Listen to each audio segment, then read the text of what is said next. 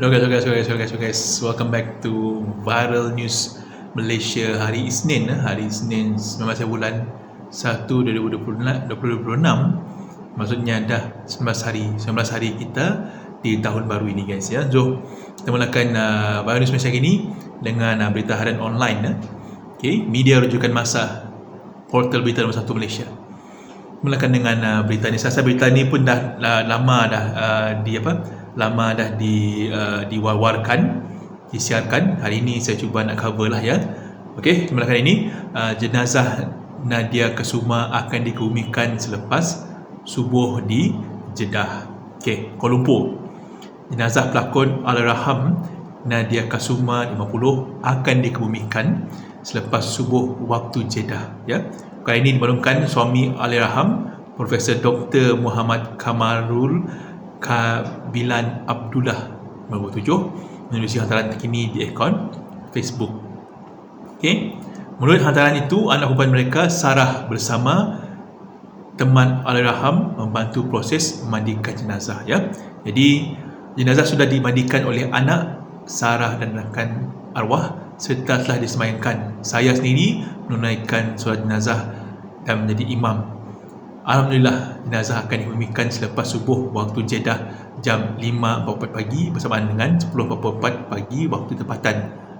Tulis beliau iaitu Profesor Dr. Muhammad Kamarul Kabilan Abdullah menerusi hantaran Facebook ya.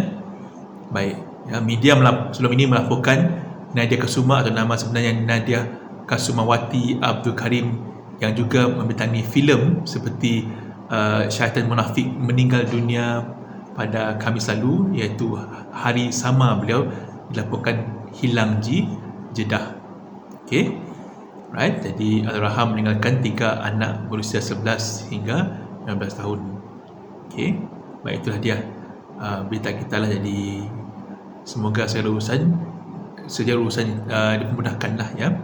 Jadi kita pun dah tahu je lah ya. Mungkin anda tak terbaca berita ini, kita kongsi je pada Viral Indonesia ini. Nadia Kasuma meninggal dunia akibat sakit jantung. Okey, sakit jantung. Kuala Lumpur. Lagi sekali kita masih lagi di berita harian Kuala Lumpur. Pelakon Nadia Kasuma disahkan meninggal dunia akibat serangan jantung, kata anak perempuannya. Berdasarkan perkongsian di akaun Threads iaitu Myra, dia mendapat perkabaran itu daripada pihak agensi penerbangan semalam ya. Jadi arwah meninggal dunia disebabkan sakit jantung dan kemudian telah dibawa ke hospital. Pada hari yang sama arwah tiba di lapangan terbang Jeddah. Tiada pihak yang maklumkan kepada kami sekeluarga tentang keadaan arwah sehinggalah malam ini. Okey, malam tadilah pada pukul 11.30 malam ya. Okey, jadi Allahyarham Nadia dilaporkan gagal dikesan selepas penerbangannya ke London, UK dari Kuala Lumpur transit di lapangan terbang antarabangsa Raja Abdul Aziz Khamis lalu. Itulah dia berita dia lah yang dilaporkan oleh berita harian. Walaupun berita ini dah lama disiarkan, tapi tak mengapalah kita menceritakan kembali lah untuk anda yang belum mengetahui lah di Viral News Malaysia ini guys ya. Jom. Okey, baca lagi dalam berita harian online ya. Berita harian online, berita media rujukan masa portal berita nombor 1 Indonesia. Baik, ini Agong minta ahli parlimen tidak menghasut hingga boleh mewujudkan ketegangan antara wilayah. Okey, baik, kita mulakan ya. Kuala Lumpur. Yang Ketua Agong Sultan Ibrahim bertitah mengingatkan ahli parlimen supaya tidak menghasut sehingga boleh mewujudkan ketegangan antara wilayah ya. Sultan Ibrahim bertitah asas kepada pembentukan Malaysia adalah menerusi perjanjian Malaysia 1963 yang menyatukan tanah Melayu, Sabah dan Sarawak sebagai sebuah negara. Jadi kita sewajarnya kembali kepada niat asal pembentukan Malaysia, iaitu perpaduan dan hormati serta kerjasama erat antara negeri dan kerajaan persekutuan. Sebarang perbezaan pandangan harus diselesaikan secara matang dan bukan menerusi kebencian ataupun syak wasangka. Okey, itu dikatakannya oleh baginda bertitah ketika menyampaikan titah diraja pada istiadat pembukaan penggal kelima Majlis Parlimen ke-15 di bangunan Parlimen di sini hari ini. Itu dia kata-kata daripada iaitu Agong, berkenaan dengan hal inilah ya, tentang hal ini. Okey, beralih kepada The Star Online. Ini baru dia viral. Social media user sorry for viral Zumba video in school uniform. Social media user sorry for viral Zumba in school uniform video. Tengok, inilah dia. Shah Alam, social media user has apologized for a Zumba session in school uniform without proper attire at Bukit Badong Hall, Kuala Selangor. Individual said the incident happened spontaneously, secara spontan dan without the organizers' knowledge, according to Sinar Harian. I wanted to apologize for what happened earlier regarding the case of wearing a headscarf but not wearing proper clothing and so on. Actually, I want to apologize to Bukit Badong Hall because this morning we held a Zumba session here, she said in a video recording on Sunday, January 18th. She said the controversial live broadcast on social media was unplanned and no one was informed in advance. As the organizer, they really did not know anything because I started the live broadcast spontaneously.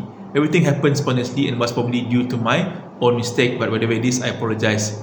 She explained. Okay, maksudnya secara spontan buat Zumba, menggunakan pakaian yang tak senonoh, tak betul, jadi katakannya spontan.